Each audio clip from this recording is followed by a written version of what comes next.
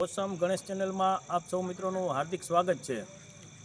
આજે 1/1/2026 એટલે કે નવા વર્ષની શુભ શરૂઆત, અંગ્રેજી નવું વર્ષ આજથી શરૂ થાય છે। એની સાંજે આપણે અત્યારે અહીંયા મેળાના ગ્રાઉન્ડની અંદર આવ્યા છીએ, કારણ કે અહીંયા આવતીકાલે સવારે રાજ્ય કક્ષાની આરોહણ અવરોહણ સ્પર્ધાનું આયોજન રાજ્ય સરકાર દ્વારા થવા જઈ રહ્યું છે, જેની અંદર અંદાજે 400થી પણ વધારે વિદ્યાર્થી ભાઈઓ અને બહેનોએ ભાગ લીધેલો છે।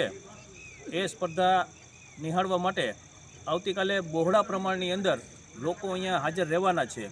લગભગ સમગ્ર ગુજરાતની અંદરથી દરેક જિલ્લામાંથી ભાઈઓ અને બહેનોએ આ સ્પર્ધાની અંદર પાર્ટિસિપેટ કરેલું છે, કેમ કે રમતગમત યુવા અને સાંસ્કૃતિક પ્રવૃત્તિઓ વિભાગ જિલ્લા વહીવટીતંત્ર રાજકોટ સંચાલિત આ 6ઠ્ઠી રાજ્ય કક્ષાની આરોહણ અવરોહણ સ્પર્ધા ઓસમ ડુંગર તળેટીની અંદર થવા જઈ રહી છે, જેનો ઉત્સાહ અત્યારે દરેક વિદ્યાર્થીઓની અંદર જોવા મળી રહ્યો છે।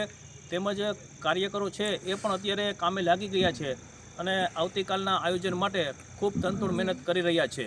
રાજ્ય સરકાર દ્વારા આ સ્પર્ધાને ઉત્તરોત્તર ખૂબ પ્રસિદ્ધિ મળે તેવા સતત પ્રયત્ન કરવામાં આવી રહ્યા છે અને ખાસ કરીને આ સ્પર્ધા પાટણાની અંદર શરૂ કરનાર શ્રી બુટાણી સાહેબ કે જેઓએ ખૂબ મહેનત કરી અને આ સ્પર્ધાનું આયોજન પાટણાની અંદર કરાવ્યું છે, એ બદલ આપણે બુટાણી સાહેબનો ખૂબ ખૂબ આભાર માનીએ છીએ।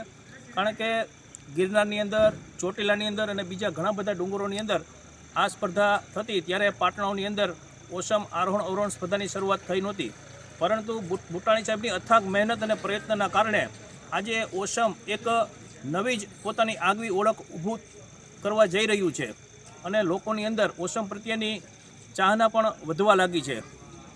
તો આવતીકાલે જે સ્પર્ધા અહીંયા થવાની છે એ સ્પર્ધા નિહાળવા માટે લગભગ તમામ વહીવટીતંત્ર, વિદ્યાર્થીઓ તેમજ આજુબાજુના સ્કૂલના તમામ વિદ્યાર્થીઓ પણ અહીંયા હાજર રહેવાના છે।